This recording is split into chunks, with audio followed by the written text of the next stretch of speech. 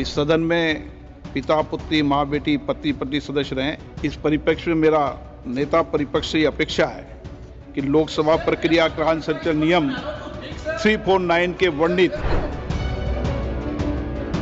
जो सदन की मर्यादा और प्रतिष्ठा के अनुरूप रहना चाहिए। मैं पुनः आग्रह करता हूं। I don't understand what is going on. This is no way to run the house, frankly.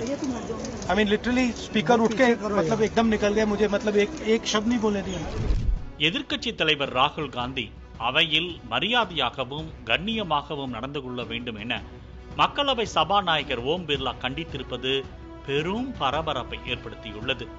Priyanka காந்தியின் விவகாரத்தால் தான் சபாநாயகர் இவ்வாறு அதிருப்தியை வெளிப்படுத்தியிருப்பதாக பாஜகவினர் கூறுகின்றனர். அப்படி அவையில் ராகுல் காந்திக்கு வார்னிங் கொடுக்கும் அளவுக்கு என்ன நடந்தது?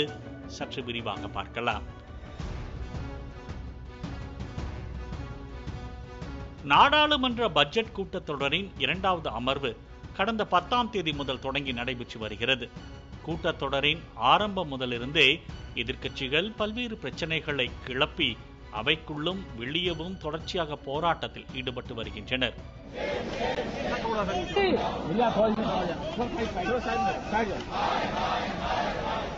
இந்த நிலையில் மக்களவையில் சபாநாயகர் ஓம் பிர்லா நேற்று அவையை ஒத்திவைக்கும் முன்பு எதிர்க்கட்சி தலைவர் ராகுல் காந்தி அவைக்கு கட்டுப்பட்டு முறையாக நடந்து கொள்ள வேண்டும் என கண்டித்துள்ளார்.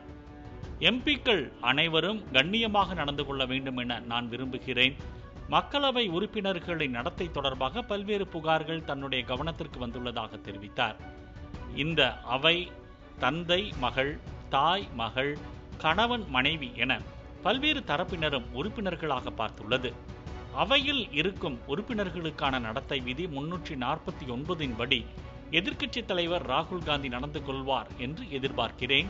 மீண்டும் ஒரு முறை சொல்கிறேன், இதனை ராகுல் காந்தி கருத்தில் கொள்ள வேண்டும் என ராகுல் காந்தி அமர்ந்திருக்கும் இடத்தை பார்த்து ஓம் பிர்லா கண்டிப்புடன் தெரிவித்தார். இருப்பினும் அதற்கான காரணம் என்ன என்பதை அவர் கூறவில்லை. इस सदन में पिता पुत्री माँ बेटी पति पत्नी सदस्य रहें। इस परिप्रेक्ष्य में मेरा नेता परिपक्ष से अपेक्षा है कि लोकसभा प्रक्रिया कान संचालन नियम 349 के वर्णित सभा में पालनीय नियमों के अनुरूप सदन में आचरण व्यवहार करें, जो सदन की मर्यादा और प्रतिष्ठा के अनुरूप रहना चाहिए। मैं पुनः आग्रह करता हूं।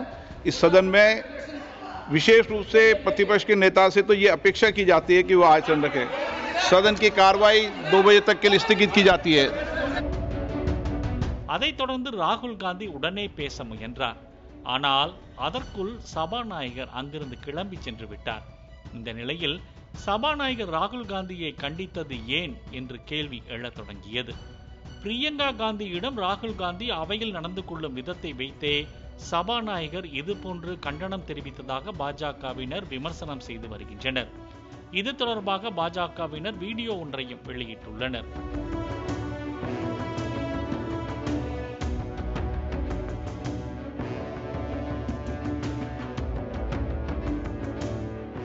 அதில் கடந்த மார்ச் 18ஆம் தேதி அவையில் விருதுநகர் தொகுதி காங்கிரஸ் எம்பி மாணிக்கம் தாக்கூர் பேசிக் கொண்டிருக்கும் போது அவரது பின்புறம் வயநாடு தொகுதி எம்பியும் ராகுல் காந்தியின் சகோதரியுமான பிரியங்கா காந்தி அமர்ந்திருந்தார். அப்போது அவைக்குள்ளே வந்த ராகுல் காந்தி தனது தங்கை பிரியங்கா காந்தியின் கன்னத்தை கிள்ளி அன்பாக நலம் விசாரித்துள்ளார். இதை வைத்தே தற்போது ஓம் பிர்லா ராகுலை கண்டித்ததாக கூறப்படுகிறது. இந்த நிலையில் அவை முடிந்ததும் வெளியே வந்து செய்தியாளர்களிடம் பேசிய ராகுல் காந்தி மக்களவையில் ஜனநாயகம் இல்லை என்றும் நான் பேசுவதற்கு எழுந்தாலே சபாநாயகர் அனுமதி கொடுப்பதில்லை என்றும் குற்றம் சாட்டினார். மேலும் அவையில் சபாநாயகர் எனக்கு அறிவுரை கூறினார். ஆனால் அவர் எதை பற்றி பேசினார் என்றே தெரியவில்லை. என்னை பற்றி தவறான ஒரு கருத்தை வெளிப்படுத்திவிட்டு என்னை பேசவிடாமல் அவர் கிளம்பிவிட்டார். இவை எல்லாமே ஆதாரமற்ற குற்றச்சாட்டுகள் என தெரிவித்த ராகுல் காந்தி நாடாளுமன்ற அவையில் எதிர்க்கட்சி தலைவர் பேசுவதற்கு அனுமதிக்க வேண்டும் என்ற ஒரு மரபு இருக்கிறது. ஆனால் நான் எப்போது பேச எழுந்தாலும் என்னை பேச அனுமதிப்பது இல்லை. நான் அமைதியாகத்தான் இருந்தேன். கடந்த ஒரு வாரமாக என்னை எதுவும் பேச அனுமதிக்கவில்லை. அவை எப்படி நடத்தப்படுகிறது? ஜனநாயகத்தில் அரசுக்கு ஒரு இடம் உண்டு, எதிர்க்கட்சிக்கு ஒரு இடம் உண்டு. ஆனால் இங்கே எதிர்க்கட்சிகளுக்கு எந்த இடமும் இல்லை. ஜனநாயகமற்ற முறையில் மக்களவை நடத்தப்படுகிறது. இவ்வாறு ராகுல் காந்தி அடுக்கடுக்காக விமர்சனங்களை मुनवैतार। देखिए, मुझे बोलने दीजिए। आपने मेरे बारे में कुछ बोला है, घूम कर चले गए और कोई मतलब अर्जन कर दिया, कोई जरूरत नहीं थी।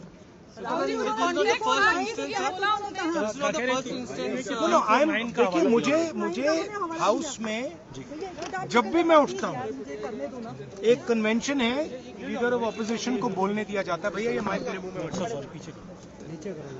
लीडर ऑफ ऑपोजिशन को एक कन्वेंशन है कि बोलने दिया जाता है। जब भी मैं खड़ा होता हूँ मुझे बोलने नहीं दिया जाता। ठीक है, तो पता नहीं मतलब ये किस स्पिरिट, मैंने कुछ नहीं किया है। उन्होंने ये कहा, मुझे बोलने दीजिए, मैंने कुछ नहीं किया है। मैं बिल्कुल शांति से बैठा था, मैंने एक शब्द नहीं बोला। ठीक है, और पिछले मतलब 7-8 दिन में मुझे बोलने नहीं दिया, मैंने कुछ नहीं बोला। आपको क्या स्पेसिफिक? मैडम मुझे बोलने दीजिए, मैं बोल रहा हूँ, मुझे इंटरप्ट मत कीजिए।